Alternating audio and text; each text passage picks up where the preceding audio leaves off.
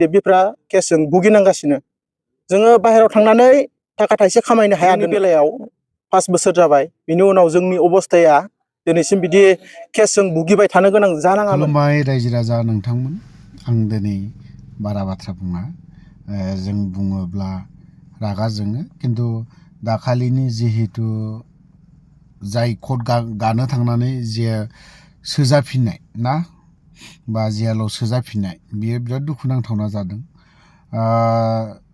आफादनिनो सोद्रोमा दिनै माखासे दुखुनांथावना बाथ्रा बुंदों। 4 लाखआ जोंना कट गानायावनो थांदों नंगौ बियो सैथो बाथ्रा। जायफ्रा हाइनेस केस दङना बिसोरो बिराद भुक्तभुगि हाजिरा मुजिरा मावनो जों गोजानाव थांनोब्लाबो हाया नंखागौ बे खोथाया सैथोखा। नों बेंगालुरुनो चेन्नाइनो बेफोराव माबा मोनसे खामानि मावनो थांनोब्लाबो दिनै नों कट गानांगौनि थाखायनो नोङो थाब फैनो गोनां जाबाय थायो। मान्थलि कट गानाङो नालाय बिनि थाखायनो गोजानाव खामानि मोनहैया। आरोथ' नों धालिगाव बायदियाव बायसान्सआव खामानि मावनो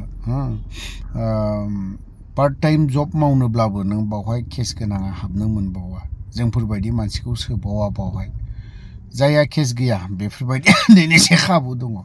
दिनै बेफोरबायदियाव एसे एनै मावनो माब्लाबा समाव खाबु मोनो केसनि थाखायनो जोङो फावसायनो गोनां जायो।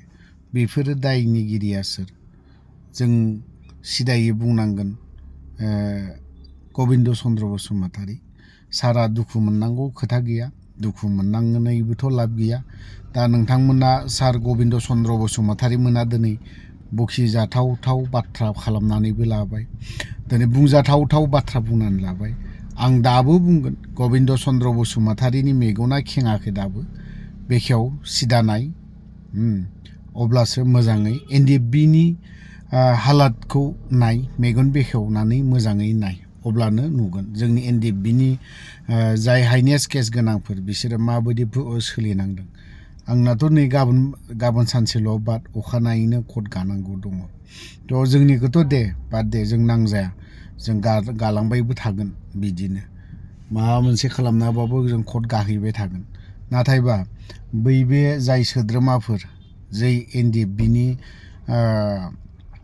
हाइनेस केस गोनांफोर दिनै बिथांमोना मा जागोन न'खरा बेफोरनि न'खरा आरो दाखालि जायफ्रा सोजानायनि फेमिलि मा जागोन अबस्थाया बेखौथ'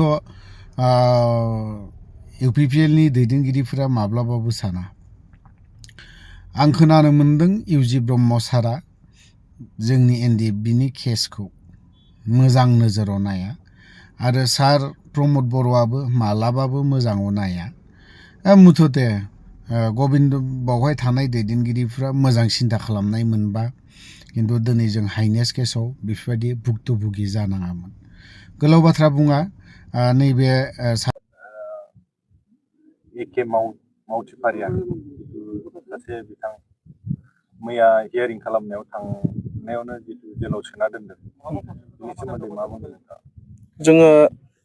आङो जोबोद लाजिनाय मोनदों आरो दुखुबो मोनदों जाहाथे जोंनि बेलायाव 5 बोसोर जाबाय बिनि उनाव जोंनि अबस्थाया दिनैसिम बिदि केसजों भुगिबाय थानो गोनां जानाङामोन। बै समावनो जोबनांगौमोन जों न'खराव आरामै आलो गोजोन थानानै गथ' गथाय लाना आराम रायजो जानो हानाय जानांगौमोन।